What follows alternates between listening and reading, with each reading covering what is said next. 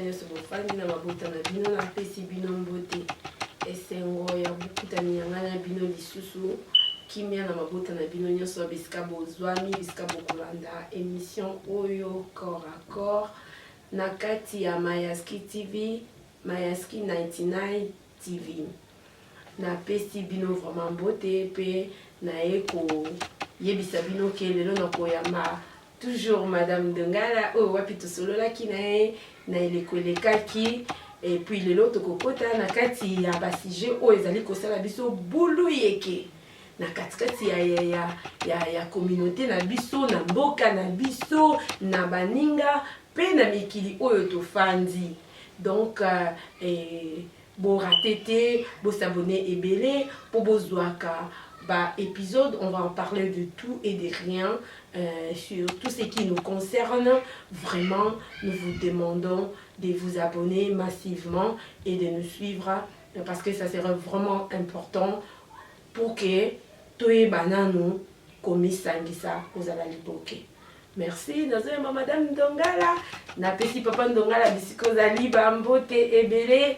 Vraiment, dans ma pombola business, na yo bombela encore à 10% na rapport na ya rosa.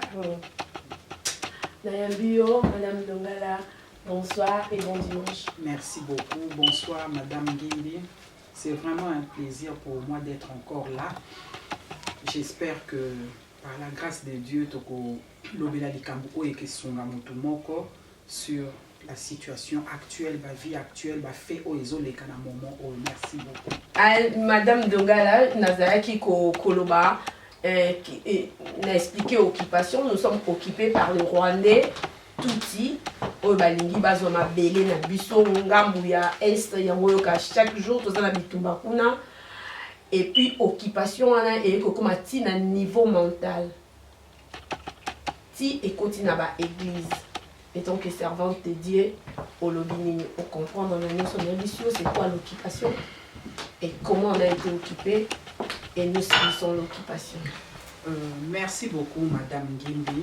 Nalinga ina lobana de l'eau liboso. Omoni Nzambe a défendu la cause où ils sont juste. Congo, baotika la ozwangote. Basala na bango ou bazo sala, mais toza moko pe Congo etika la kamoko.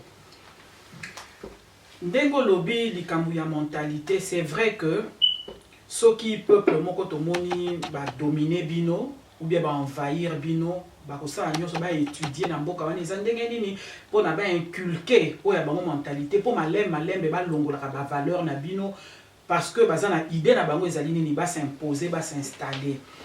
Ndengo lobby solution ekoki kozala nini renouvellement et intelligence. Et loko onakoloba, tant que nous serons occupés, rien ne marchera. Donc, likambo ya motuye kozala, siko biso en tant que ba Congolais, tobo sanana no ba indifférence na biso exemple nazaka na parti tel, nazaka ekolo tel, tozo bimawana en tant que un Congolais. Na but moko na objectif so toza na moko parce que so toza na objectif mi balemi satu et que ça passe.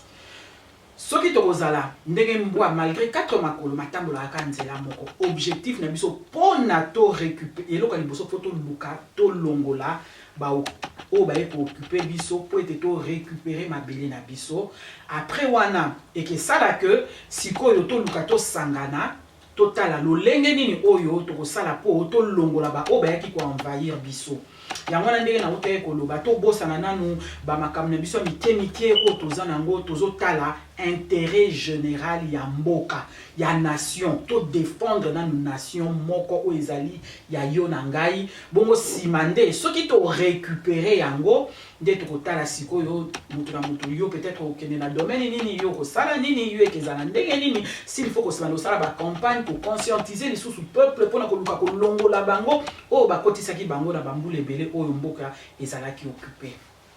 Merci Madame Dongala. Et c'est là comment, étant donné que biso ba misusu to bengi bango ba occupant oyo ba ye po ba kata ba biteni ya mabele na biso mais bande kona biso mususu ba signer la pacte na bango bande kona biso mususu baza ko soutenir bango bande kona biso mususu baza ko pesa bango ba mayele lo lenge nini ba koki ko luka ko bundisa bande ko biso na biso et puis bango pe bazali ko sepela na kati ya ba des autres na biso. Et c'est là comment est-ce que vous avez une idée ou un schéma pour nous aider à s'en sortir dans cette situation?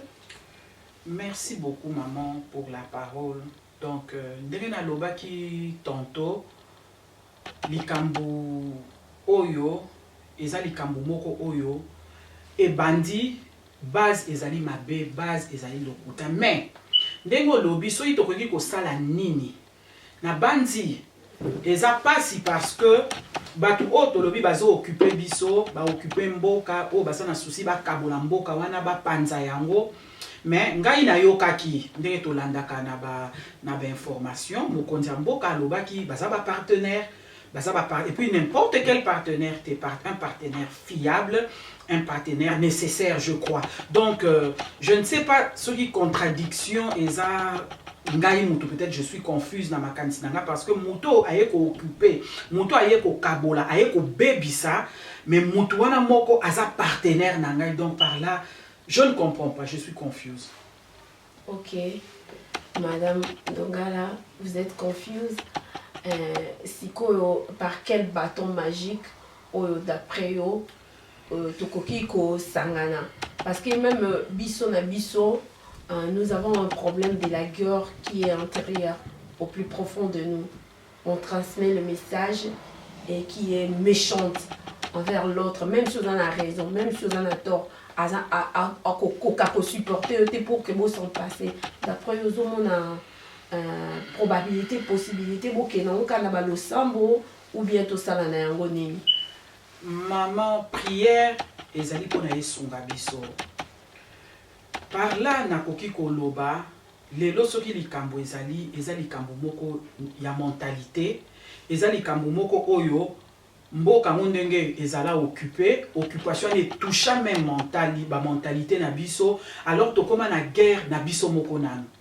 Donc ngai moko nanu nazo bunda na ngai moko ba blessure intérieure peut-être ya passer les kana mboka kotala bandeko ndenge bazo kufa kotala bandeko ba problème bazo lekisa nzala basi violer mabota epanzana ba kimina ba guerre ba kei na buumbu nyonso wana e bota ba blessure. Alors au komona même si je devrais reprocher normalement ça na manière moko ya bien ya ko reprocher pona o se faire entendre, mais so ina ye peut-être ko reprocher yo na kanda na kati donc okozwa pe ba reproche wana bien te yangwana esengeli na biso to sala nanu pe na biso moko to luka nanu to bongisa kati na biso et puis na kozonga toujours na maloba nzambe to bambuma ya molimo na kati na biso to za na maîtrise to za na patience to za na bolingo wana koyeba que parfois ndenge nakita pona na gagner ndeko oyo na mikitisa pona to solola to luka to zwa compromis afin que to yeba na ko sikola mboka parce que na nyonso problème ezali mboka il faut esikolama sima makambo oyo etikali ekoya kofungwa na sima. Nani akomikitisa mon enfant oyebi biso na culture na biso en général moto nyonso azalaka moto na yambo président intel nani akomikitisa pour que atika loi ya complémentarité et dominer sur biso en fait ou arriver à conclusion ya kosikola mboka na biso. Question otuninga maman eza vraiment motu ya nani akomikitisa na ko répondre yo peut-être na question moko koloba komikitisa nanu pourquoi pona intérêt ya Congo esengeli na biso na koloba likambo oyo tuninga eza vraiment complexe. Lelo ndeko tuni nani akomikitisa ba mikitisa kasoyi po yebi eloko ndenge ezaleli na komikitisa po na to ya to sunga exemple to tcha maboko na gouvernement to tcha maboko na présidence na armée, mais tant que il y a des accords qui ont été signés ba accord wana eyebanite et signamaki nini o ezalaki na kati kuna lokwa contrat alliance wana eza nini eyebanite délai nango eyebanite eza na bénéfice ya nani eyebanite yo mutu oyo kendaki ko signer na kokite ko yaka kambala mo na tcha maboko na sunga parce que je ne peux pas m'engager dans un combat dont je ne connais même pas les règles, les aboutissants, les ténors, je ne sais même pas au signaki nini ezalaki nini yango ozomona ya beaucoup en tant que congolais to sepela mwana mboka azwa mboka ezala esengo ya mutu nyonso, mais néanmoins mwana ya mboka oyo azwi bokonzi wana ezanga mna oloba te eza par rapport ya oyo ye moko alobi tozoloba kaka maloba na ye moko pour dire que barwandais bazali bapartenaire fiable eloko yango wana vraiment oyo eshoka bapartenaire nécessaire. Or partenariat toyebi biso nyonso ezali ils ont engagé deux parties. Donc bapartenaire fiable c'est le Congo et le Rwanda. Or na minute au Congo et le Rwanda ne peuvent jamais kozala na partenariat parce que il y a un peuple au baye ko dominer sur ba autre au baye bazo nga ba botola na makasi oyo ezali ya bangote. Donc c'est là et donc ils ont fait ça kokoso ya mwana soki batu bazongi sima parce que batu bazana posa ko ya ko chama boko basunga mais to ko chama boko to ebite pati yango to ko chama boko na kacha pati ya galette to ko chama boko ezalaki nini eza pati ya mikate to ebite msusu na lobatika na mema sucre vanille na chana kati mo kebite ezalaki no pondu bazaki ko lamba lenga na yesu na sucre vanille na kotisi to ko sala poto moko to ko sala mélange moko oyo lelo to ko continuera ka ko lelaka yango na ndenge lobi poto sikola makambu oyo eloko liboso soki bakonzi wana vraiment nazolo en tant que maman congolaise si réellement vous aimez votre beau pays le Congo please na bondeli bino na kombo na Yesu botala dénominateur commun na biso totika nanu oyo ya biso moko totala nanu mboka wana oyo ezali scandale géographique o lelo peuple wana esengelaki na Afrique mboka wana ezala élevé likolo ba mboka nyonso mais lelo tozomona suite ya nini occupation ebendi makambo ebele yango wana omoni toza lelo na situation oyo toza nango maman.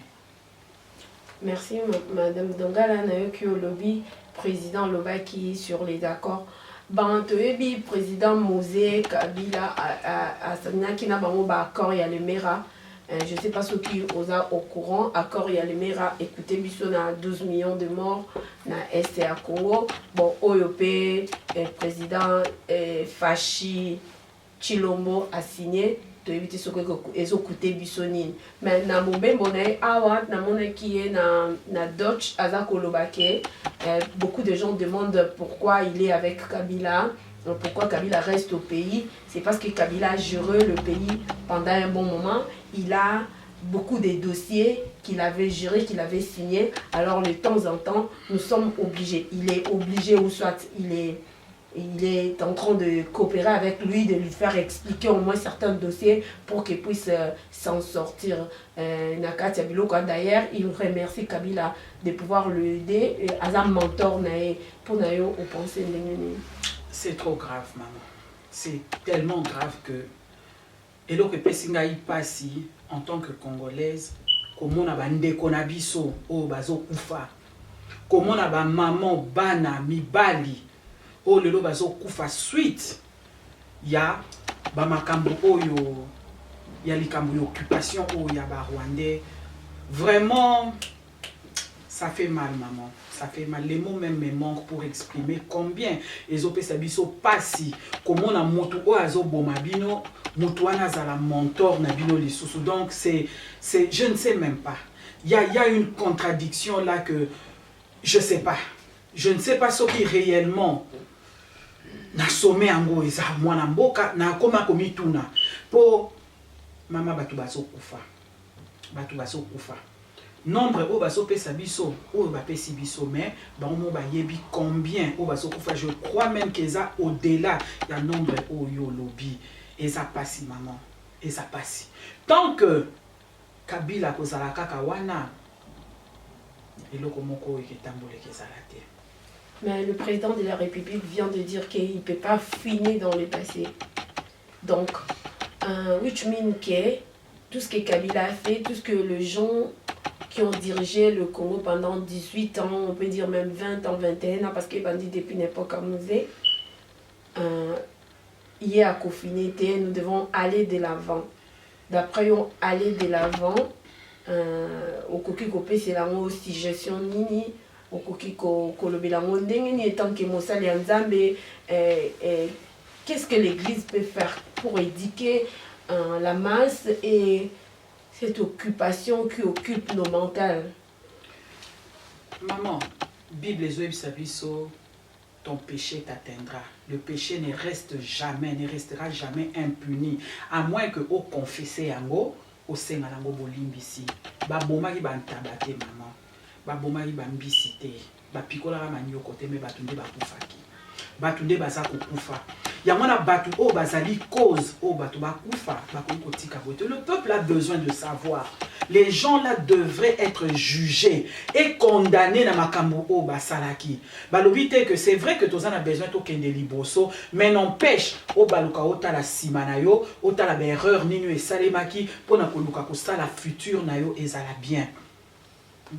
Soki totali ezana mboka ba yibaki ba trésor public eloko mwa malongezo marché ezate au-delà ya ko yiba kutu biloko ba bomina ko boma ba koyeka kotika bango ndenge wana te peuple azana besoin ko yeba ezalaki ndenge nini banani basalaki ndenge nini pe sima justice un pays démocrate. Je ne sais même pas s'il y a la démocratie dans ce pays. Je ne sais même pas. Un état de droit. Je ne sais même pas si réellement ce pays basé dans l'état de droit. Parce que l'état de droit ezali, batouana faut la juger, batouana faut la condamner na ba acte o ya mabe basalaki. Lelo mabota elela, mabota ezo continuer ko lelati lelo.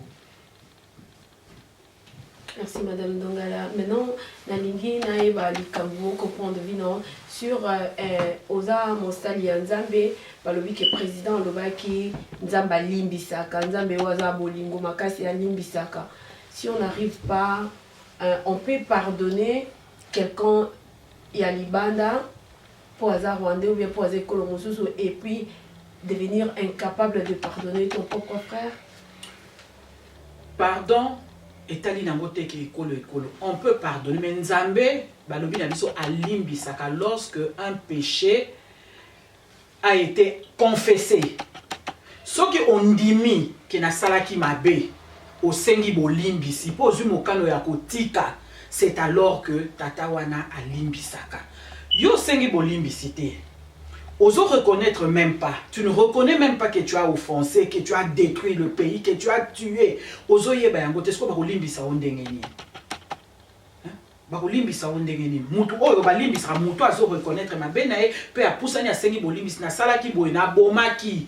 Na lokoso ya nanga ya mbongo na koluka lokoso ya pouvoir, c'est vrai que na bomaki na salaki ba accord mboka oyo eza infiltré nazo reconnaître que na ye ko ya eza mboka na ngai te. Si tu confesses au Seigneur Bolimbisi, c'est alors que on est comme il cambo l'état. Atay moka lobaki na Nzamba lobi ya César, ya Nzambe ya Nzambe. Nzambe côté na so au Seigneur Bolimbisi ya limbisio, n'empêche que ça na masumu mususu totali na Bible David. Lelo a perdaka mwana na ye suite ya péché. Donc Nzambe zana blo musu a limbisio, mais il y a des conséquences. On est dans un état de droit. Droit ne siko ba juge ne ba kotala bolimbisio sengi. Est-ce que to limbisio to tiki to limbisi yo, mais du moins likambo salaki ezala jugé pe ezala condamné. Merci Madame Dongala. À ce qui concerne Congo, président de la République Azoya Kosenga Kebalongola ba sanction internationale qui which mean qui est aussi to limbisi makamboana o ba 12 millions ba kufaka na este kunezalaki kaliba ko ezalaki lokola kaka accident omoni sozolamba soso o mikati na mbeli na yo moko c'est un accident. Donc pour lui c'est comme ça. Pourriez-vous dire un mot? Un accident c'est quelque chose qui est occasionnel. Mais ce qui les Cambouans, ils osent se répéter, comme ils sont accidentés, comme il y a habitude. Et comme il y a l'autre prémédité, et puis aux Olinga, au Salaka, parce que tu as que oui, ceux qui me balamont peut-être par accident, soit-disant, lobby à lobby. Mais tout le monde a dit na vidéo na bambo kawana na bambo kana biso bande kona biso bazo continuer ezakaka na est te et kotaki na kasai et kotaki je crois babisika ebele parce que je suis pas trop politique mais du moins na landela kana yeba ba bazo kufa pe bazo continuer ko kufa ce qui montre que ezali accidenté ezali ndenge wana ba pouvoir oyo bango bavandisi na makila. Mais makila ya bantabate na ya bangombe teza makila ya batu o lelo ezo ganga so ekutu makila ya mutu moko e ganga kiti epa Nzambe bon makila ya ba millions. Ah maman, non, Dieu fera justice un jour. Ok, on va bolingo. wana ezalaki Madame Dongala. Nous allons continuer parce qu'il y a vraiment na mingi akoloba et puis sujet autre ko creuser zali vraiment mingi na lingi pe on a profité ko yebisa bino ke bande ko na biso ya CCDP na bazali ko organiser jour ya ko commémorer ba maman surtout les femmes oubliées congolaises. Etant bazolo baba femme oubliée elingi koloba ba maman oyo wapi bitumba ekoti na mboka akambati bana na ye akimi akota zamba tobosa na ye mosusu ezali babomi mobali na yo ta mosusu mpe baviole yo me na mwa chance obikaki okimi misusu ezali bamama oyo wapi baza baveuve aza na lisungi te mboka na biso bomoi ndenge mpe ezokende akenda baoyo mpe mosusu baviolaki ye ubie basaki mabe me azwi mpe ata makasi te ubie motu ya komema ye ti kokomisa ye epai na klinike ya papa mokwebe te ezali mpe lisusu elle est oubliée face au monde. Et ça peut na bana na biso mususu toto mona mwana ya 8 ans na paka juma. Baza délaissé, bazo sala kindumba pour que ba survivre. Wana CCDP na bande connexion à CCDP va organiser journée le 30 novembre pour na commémorer ba maman na nyo surtout kotinde la bango esprit moko positif énergie moko positif ya le baketo bosana bango te na profiter de l'occasion on a le ba na ndeko Madame Dongala nous allons continuer la prochaine étape pour que tout le la occupation mentale na biso maman Dongala le bano ya suka pour na émission oyo next time to kokutana. Merci beaucoup. Lilobananga Yasukezali, j'encourage les gens à la prière, de prier, mais aussi, Moutounionso, à Tala, et loko nini, apport na ye, et que kozala nini, na domaine nini, kona toluka mboka na biso, et si kolama, et kende liboso, tobo sanate, vraiment, prière, ezali malamu mingi, mais au-delà ya prière, to luka to telema to sala oyo ekoki pona biso to luka to combattre nanu bitumba wana ezali entre biso na biso mutu na mutu mutu na ye moko na kati na ye moko parce que soki déjà kangola mi yo moko okoyeba pe na ko kangola bandeko mosusu ya wana eloko na lingaki na loba lokola ya suka. Merci beaucoup pona parole pesaki ngai. Merci. Voilà, tu peux retrouver Maman Dongala dans la prochaine émission. Vraiment, à Batiko et Bisabiso, Siko, Likabuya, guerre entre Yomoko na Yomoko, Yangonde, Kozala, si je n'ai Yami Balé, Pona Kokangela, Busoye, to développer Nae, Maton Domingue, Kimia Mabota, Nabino, Batunyo, Sobolanda, Kibiso. Merci.